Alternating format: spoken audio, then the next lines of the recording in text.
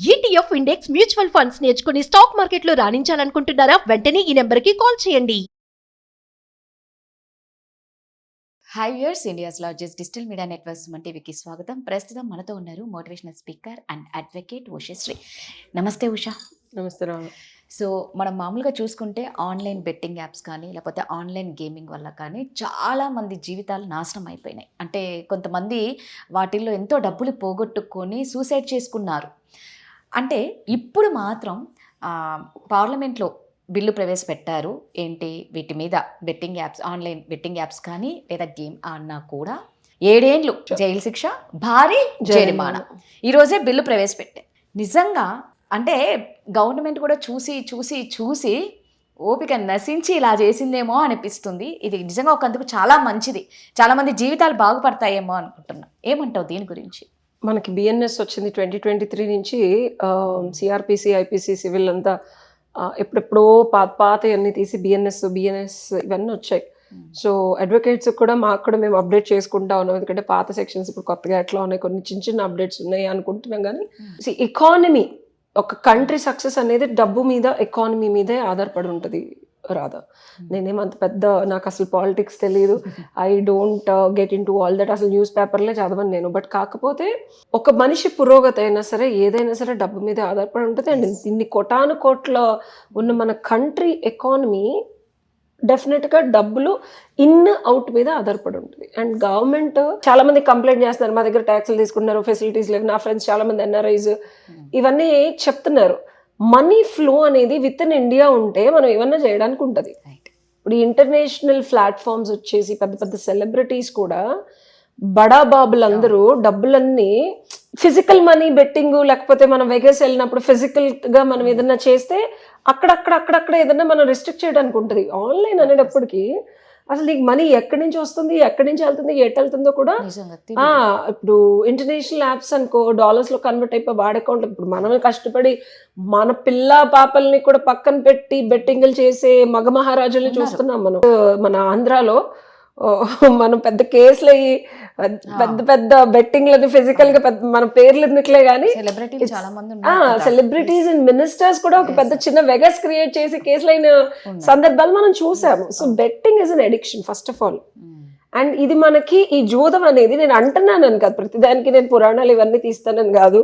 మనం కౌరవులు పాండవులు చూస్తే కూడా సరదాగా కబుర్లు చెప్పుకొని ఆడుకుందాం రమ్మని చెప్పే కదా వేసారు. So it's in our culture. So మనం ఇదేదో ఇంటర్నేషనల్ ప్లాట్ఫామ్ నుంచి మనం ఆపాదించుకున్నామని ఏమో అనుకోక్కర్లేదు. డిఫాల్ట్ గా మనకి ఆ జూదము, సరదాగా ఆడటము అనేది కామన్ థింగ్. బట్ అది ఒక మనిషి జీవితాన్ని కాస్ట్ చేస్తుంది అని చెప్పి మనకి ఈ యుగం రాకముందే మనకి పెద్ద యుద్ధం మరీ జరిగి, ఆ జూదంలో ఆగి ఎక్కడ ఆగాలో అక్కడ ఆగి డెసిషన్స్ తీసుకుంటే కనుక అంత సిచ్యువేషన్ వచ్చేది కాదు. అట్లాంటిది ఆఖరికి భార్యను కూడా పెట్టేసి అంత స్థితికి వెళ్ళిపోయిన సిచ్యువేషన్స్, బుద్ధి మన వాళ్ళకి ఇంకా అదేం పోలేదు మనం అనుకుంటున్నాం. సో డెఫినెట్ గా భారత సర్కార్ ఒక 2023 నుంచి అనాలిసిస్ చేసి ఐపీ అడ్రస్లు ఎక్కడెక్కడి నుంచి డబ్బులు వస్తున్నాయి, ఎక్కడి నుంచి వెళ్తున్నాయి, ఎంత హాని కలుగుతుంది. డబ్బులు ఒక ఎత్తు అయితే సొసైటీ, కల్చరు, మనుషులు బానిసత్వంగా తయారైపోతుంది బెట్టింగ్ అనేది. నా దగ్గర పనిచేసే ఒక అబ్బాయి, వాడంతా వాడి జీతం 25,000 26,000. అక్క ఒక్క 10,000 అక్క ఒక్క 10,000 అంటే వాడు పనిచేసి తీసుకున్నాడు. పాపం వాడు కష్టపడిన డబ్బు తీసుకెళ్ళి బెట్టింగ్ లో పెట్టి, అదేదో ఊర్లో ఆడతారంట. సో అక్కడ పెట్టి 40,000 సంపాదించాడు. మళ్ళీ నేను అడిగి ఒక 12,000 ఫోన్ కొనిస్తే అది కూడా తాకట్టు పెట్టి వచ్చాడు. ఆ ఫోన్ డబ్బులు ఇంకా కట్టలేదు నేను. ఆడు పని మానేశాడు. సో జూదం అనేది ఒక ఆఖరికాడు, నేను ఒక రోడ్డు మీద ఉండే అబ్బాయికి ఇల్లు ఇచ్చి 25,000 జీతం ఇచ్చిన దాన్ని కూడా మళ్ళీ రోడ్డు మీద పడేసుకున్నాడు. నేను అన్నా ఇంక ఇట్లాగే నీ బుద్ధి మారకపోతే నేను ఉద్యోగం ఇచ్చి కూడా, ఇమాజిన్ అడుక్కు తినే స్టేజ్కి వచ్చేసాడు ఇప్పుడు రోడ్డు మీద. ఇట్లా నాకు తెలిసే నా పర్సనల్ ఎక్స్పీరియన్స్ లో జూదానికి ఇంత బానిసలు అయిన వాళ్ళు ఉన్నారు.